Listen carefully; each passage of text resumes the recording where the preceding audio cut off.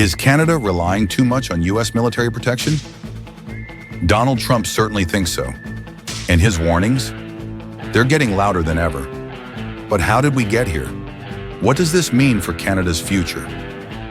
Stay with us because we're breaking down the numbers, the political tensions, and the high stakes that could reshape North America's security and economy. To understand the current situation, we need to go back to 2014. At a NATO summit in Wales, world leaders, including Canada, agreed to a crucial deal. Each member would commit to spending at least 2% of their GDP on defense by 2024. The reason?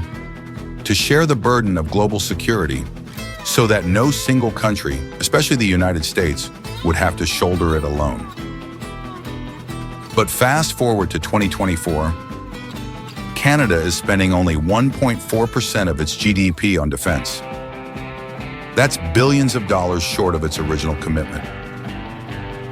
Now let's put this into perspective. Nearly 75% of NATO's 31 member countries will meet the 2% target by 2024. Nations like Poland, Estonia, and even smaller allies are stepping up. But Canada? Not only is it missing the mark, it's near the bottom of the pack. Even worse, reports suggest that nearly half of Canada's military equipment is outdated, unserviceable, or simply unavailable. So the question is Canada truly prepared for the realities of modern global conflict? Prime Minister Trudeau insists that Canada remains committed to its allies. He points to a planned 70% increase in defense spending. But let's be real, 70% of what? Current projections show Canada won't even reach 1.8% of GDP until 2030. That's 6 years late. And this is happening at the worst possible time.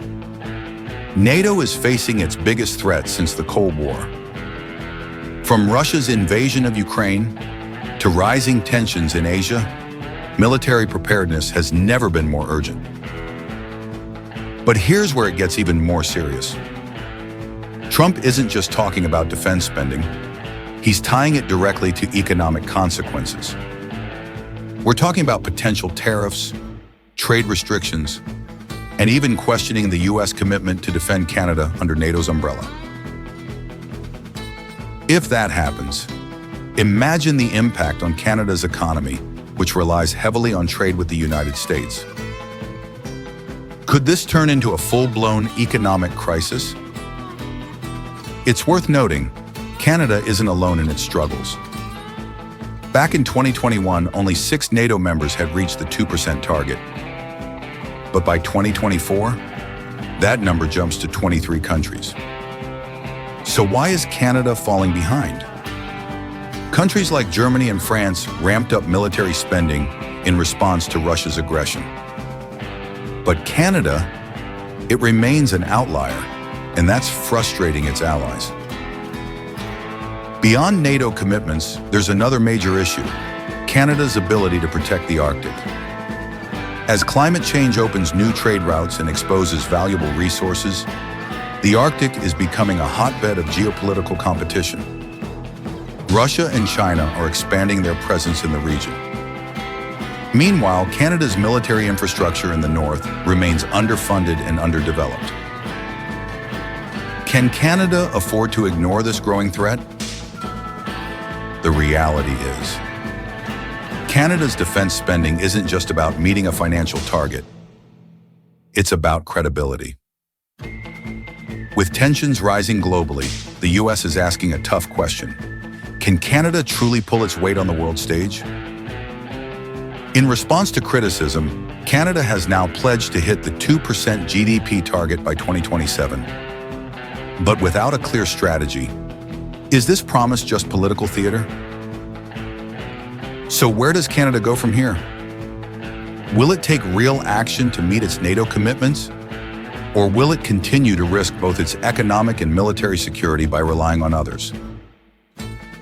At Econ Atlas, we believe these questions go beyond politics. They're about the future of North American stability, and the balance of global power. Stay tuned as we uncover the economic stories shaping our world.